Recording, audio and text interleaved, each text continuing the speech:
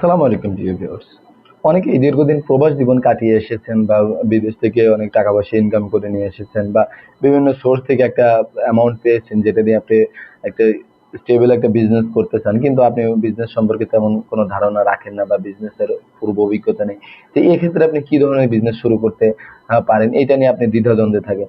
তো আজকের ভিডিওটি তাদের জন্য যাদের যাদের বিজনেসের ধারণা একদমই নেই, খুব সামান্য ধারণা রয়েছে, মোটামুটি হিসাব নিকাশ জানেন বা কোনো হিসাব গরমিল যাতে না হয় সেটা বুঝতে পারেন, সেটা শুধু আছে, কিন্তু কোনো পূর্ব অভিজ্ঞতা নেই, কিন্তু আপনি বিজনেস করতে ইচ্ছুক।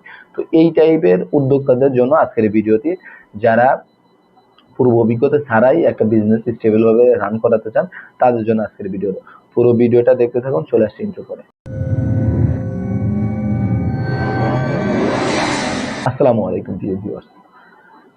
আপনারা জেনে থাকবেন যে আমরা বিজনেস রিলেটেড ভিডিওই শুধু আপলোড করি। কিভাবে একটা নতুন বিজনেস শুরু করবেন, কিভাবে বিজনেসের কোন কাজ কিভাবে করবেন, হিসাব নিকাশ কিভাবে রাখবেন, বা একটা বিজনেস কিভাবে আপনি সুন্দর মতো শুরু করতে পারেন এবং আপনার অভিজ্ঞতা কিভাবে কাজে লাগাতে পারেন, বা আপনার যদি অভিজ্ঞতা না থাকে সেক্ষেত্রে আপনি সেই কাজগুলো কিভাবে করবেন, সেই সম্পর্কে আমরা ভিডিও করে থাকি। এছাড়া নতুন নতুন বিজনেস সম্পর্কে আমরা নতুন আইডিয়া গুলো আমরা দিয়ে থাকি। তো আজকের সেই ধারাবাহিকতা, আজকের একটা আইডিয়া, সেটা হচ্ছে আপনি এমন একটা বিজনেস করবেন যেটা আপনার পূর্ব অভিজ্ঞতা ছাড়া শুধুমাত্র আপনার লেখাপড়ার জ্ঞান দিয়ে আপনি শুরু করতে পারেন, যদি আপনার একটা অ্যামাউন্ট থাকে, যেটা আপনার মোটামুটি একটা বড় অ্যামাউন্ট। তো সেই ধরনের কাজের ক্ষেত্রে আপনি কি ধরনের বিজনেস করতে পারেন, সেটা হচ্ছে আপনি ডিলারশিপের বিজনেস করতে পারেন। আমরা ডিলারশিপ বলতে যে কোনো বিজনেসের ডিলারশিপ, সেটা হচ্ছে আপনার চালের ডিলারশিপ নিতে পারেন, আপনার সারের ডিলারশিপ নিতে পারেন, অথবা চাল ডাল এই ধরনের যে প্রোডাক্ট গুলো আছে, শুকনা প্রোডাক্ট গুলো আছে, সেগুলো নিয়ে আপনি ডিলারশিপ শুরু করতে পারেন, অথবা যে কোনো কোম্পানি যেমন প্রাণ আর ফেলের যে ডিলারশিপ ডিলারশিপ গুলো হয়, এগুলো আপনি নিতে পারেন।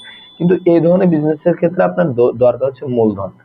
মূলধন কেন জরুরি? কারণ এখানে ডিলারদের কাছে বিশাল বিশাল পরিমাণের প্রোডাক্ট এখানে স্টক করা থাকে, মানে বাল্ক আইটেম, যেখানে আপনি অসংখ্য প্রোডাক্ট থাকবে। কারণ এখানে কিন্তু আপনি খুচরা বিক্রি করবেন না, কারণ আপনি আপনার থেকে অনেক পাইকারি দোকানদার যারা পাইকারি বিক্রি করে কিন্তু ডিলার না, তারা আপনার থেকে পণ্য কিনবে, অথবা খুচরা দোকানদার আপনার থেকে বড় আকারে পণ্য কিনবে। সুতরাং আপনার এখানে রাখতে হবে পরিমাণটা বেশি, সেক্ষেত্রে আপনার অবশ্যই ইনভেস্ট বেশি লাগবে। এখন আমি কেন বললাম যে এখানে আপনার অভিজ্ঞতা কেন লাগবে না, কারণ এই ধরনের বিজনেসের ক্ষেত্রে আপনি খুব বেশি বড় ধরনের খুচরা হিসাব রাখতে হয় না। এখানে আপনার স্টকে যে যে কয়টা পণ্য থাকে, অর্থাৎ যা থাকে বেশি পরিমাণেই থাকে, সেটা ৫টা হোক ১০টা হোক পরিমাণ, এখানে কিন্তু শত শত প্রোডাক্ট আপনি রাখতে পারবেন না। শত শত প্রোডাক্ট আপনি বেশি পরিমাণে স্টক করতে পারবেন না। অর্থাৎ আপনার অল্প প্রোডাক্ট কিন্তু পরিমাণটা বেশি থাকবে। অর্থাৎ আপনার স্টক ম্যানেজমেন্টটা সহজ, যে এই পরিমাণটা কত পরিমাণ আছে সেটা আপনাকে জানতে হবে। আর ডিলারদের একটা প্রাইস, একটা নির্দিষ্ট প্রাইস থাকে, সেটা সব ডিলার পয়েন্টে প্রাইস সেম। কারণ আপনার আশেপাশে যদি ওই প্রোডাক্টের ডিলার না থাকে, সেক্ষেত্রে আপনি আপনি আপনার থেকেই নিবে। অর্থাৎ ডিলার সিস্টেমই হচ্ছে একটা জায়গায় যখন একটা দোকানকে বা একটা প্রতিষ্ঠানকে ডিলারশিপ দেওয়া হয়, তার আশেপাশে একটা নির্দিষ্ট এরিয়ার মধ্যে ওই কোম্পানির আর ডিলার দেওয়া হয় না। এটা কেন দেওয়া হয় না? কেননা দুইটা ডিলার একসাথে থাকলে তাদের ব্যবসা ব্যাঘাত ঘটবে, এবং দেখা যায় যে আপনার থেকে ওই পণ্যটা চাহিদা থাকলে আপনার থেকেই নিবে। আর ডিলার পয়েন্টের একটা প্রাইস ফিক্সড করা থাকে, এখানে দরদামেরও কোনো সুযোগ নাই। আপনার শুধু কার কতটি পণ্য লাগলো সেটা আপনাকে দিবেন। আর এটার মাধ্যমে আপনার হিসাব রাখাটাও কিন্তু সহজ হবে।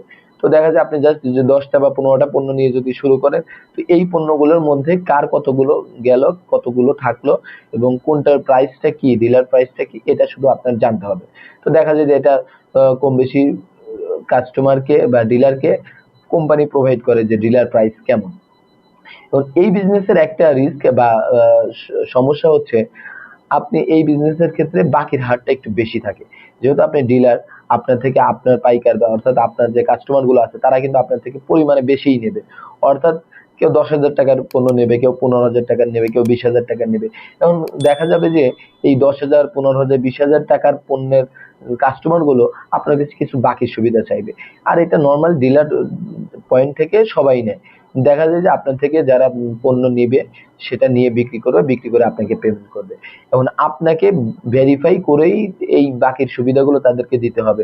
যেহেতু আপনি এখানে ইনভেস্ট করছেন, তো এই বাকির জায়গাতেই আপনি ইনভেস্ট করতে হবে। আপনি এখানে খুচরা দোকানের মতো বাকি দিবেন না বলতে পারেন না। খুচরা দোকানও কিন্তু বাকি দেয়। সেহেতু আপনার ডিলার পয়েন্টে এই বাকির চাহিদাটা একটু বেশি থাকবে, কেননা আপনার হাতে গোনা কিছু কাস্টমার থাকবে যারাই আপনার মাল প্রতিদিন নেবে এবং পরিমাণে বেশি নেবে এবং তাদের দিয়েই আপনার ডিলার পয়েন্টটা চলবে। সুতরাং তাদেরকে দেখতে আপনাকে দেখে বাকিটা দিতে হবে। এখন আপনি কাদেরকে বাকি দিবেন এবং কাদেরকে বাকি দিবেন না এটা কিন্তু আপনি নিজে বুঝবেন যে আসলে এই কাস্টমারটা এমন একে বাকি দেওয়া যায়, ওই কাস্টমারটা তেমন একে বাকি দেওয়া যাবে না, বা ক্যাশ টাকায় ব্যবসা করতে হবে। এগুলো আপনি বুঝে শুনে যদি ব্যবসা করতে পারেন তাহলে আপনার জাস্ট কেনা বেচা এবং হিসাব রক্ষণাবেক্ষণ করার জন্য যে জ্ঞানটা দরকার সেটাই দরকার। এছাড়া ব্যবসা কিভাবে কি পলিসি অ্যাপ্লাই করবে এলে আপনার ব্যবসা ভালো চলবে এই টাইপের জিনিসগুলো কম। কারণ এখানে একটা কোম্পানি ডিলার নিচ্ছেন, এই কোম্পানি তাদের পণ্যের মার্কেটিং করে আসছে, এখন আপনার কাছে শুধু সেই পণ্যটা ডিস্ট্রিবিউট করার জন্য রাখা হয়েছে এবং পাইকাররা আপনার থেকে নিয়ে যায়। তো এইভাবে আপনি এই ব্যবসাটা শুরু করতে পারেন, যেটা হচ্ছে আপনার পুঁজিটা একটু বেশি লাগবে। আর রিস্কটা হচ্ছে আপনি বাকি দিলে আপনার এই ব্যবসাটা যদি বাকি না উঠাইতে পারেন তাহলে এই ব্যবসার লস, কারণ কোম্পানি আপনার বাকি ড্রাইভার নেবে না। কিন্তু আপনার মোটামুটি একটা ভালো ব্র্যান্ডের একটা ডিলার নিতে পারলে সেক্ষেত্রে আপনি খুব সহজে উপরে উঠতে পারবেন। তো এই ছিল আজকের ভিডিওটি, যেখানে আপনি খুব সহজে একটা ভালো বড় পরিসরে একটা ব্যবসা শুরু করতে পারবেন আপনার। কিন্তু এখানে একটু পুঁজি বেশি লাগবে, সেটা 3 লাখ হতে পারে, 5 লাখ হতে পারে, বা কোম্পানি বিদ্যে বা প্রোডাক্ট বেড়ে 10 লাখ 15 লাখ হতে পারে, সেটা আপনার ইচ্ছা। তো এটা আপনার নিজের পছন্দ অনুযায়ী করতে পারবেন, যেটা সম্পর্কে আপনার ইন্টারেস্ট বেশি সেটা করতে পারেন। অযথা যেটা বুঝবেন না বা যেটা সম্পর্কে আপনার জ্ঞান একদমই নেই সেটা নিয়ে শুরু করবেন না। অবশ্যই আপনার প্যাশন বা ইন্টারেস্ট আছে এই টাইপের বিজনেসের দিকে আপনার ঝোঁকা উচিত বেশি।